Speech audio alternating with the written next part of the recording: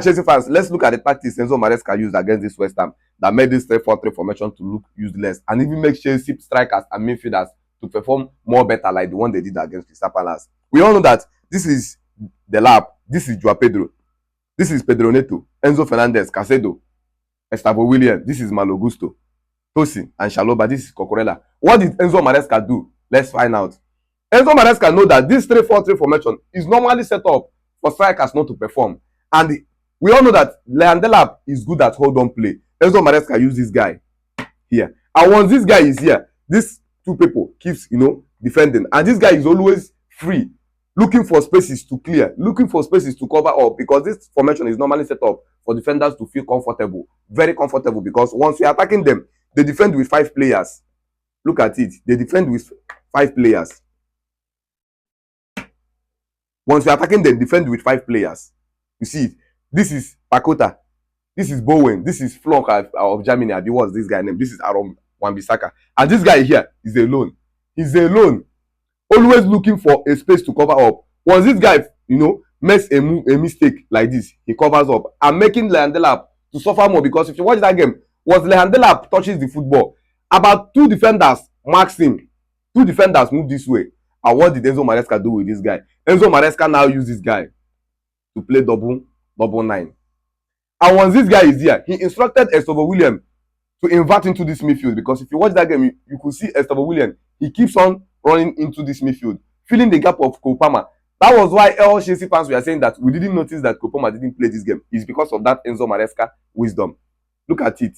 And once they are defending this way, this guy alone is not standing alone. And that was why you could see Pedro Neto running through and follow this way. He's now 1v1 against Wan-Bissaka. And once Chelsea is with the ball here, once this ball is here, this is Delap. This is this guy. This is Joao Pedro. Did you notice something? This is Gustavo Willian running this way. You see? So this guy now, he will now be forced to mark this guy. This Pakota, what's this guy name? Will be forced to mark this guy, making it 1v1. You are seeing this is Enzo Fernandez. And why Enzo Fernandez even scored that goal against West Ham was because the lab draw this guy out. The lab draw this guy out. This is Joao Pedro. This is Gustavo Willian. This is Malo Gusto. This is Caicedo. Tosi. Shaloba. This is Cucurella. You can see Chelsea is now with 1, 2, 3, 4, 5, 6. 6 against 1, 2, 3, 4, 5, 6 with 7. And there is no way one person can mark Gustavo Willian. And we all know. And once Joao Pedro receives this ball this way, this is Joao Pedro with the ball. This is Joao Pedro with the ball. This is Enzo Fernandez. Because the lap draw this guy out, Enzo Fernandez now finds space.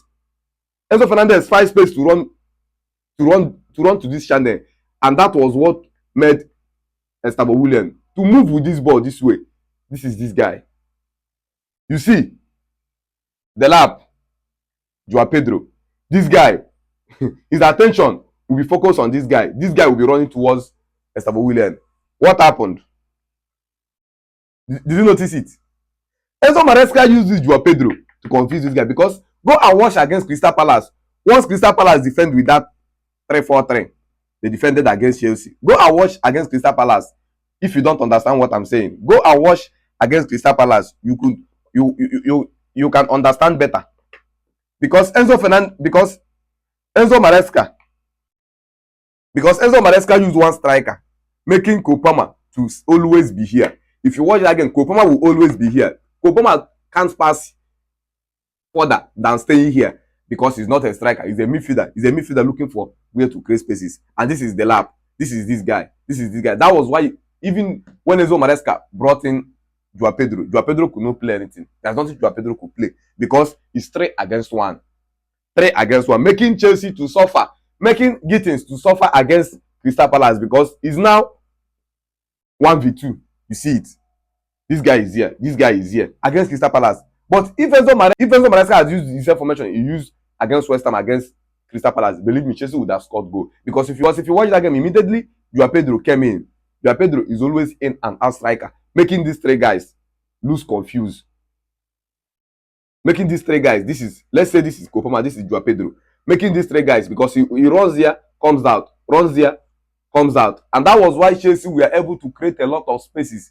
But what Enzo Maresca realized against West Ham is that if this guy can come, go, come and go, come and go, I need to find somebody who can stand here comfortably, which is Lehandela, who can draw the attention of these three guys out. Like I said earlier, we are going to bring football to your doorstep so you can understand the tactics in some coaches, of which most people just go sit and watch ball and go. This is Enzo Fernandez, Casedo, Chaloba, Cocorella. Look at it. Malo Gusto. Go and watch that game.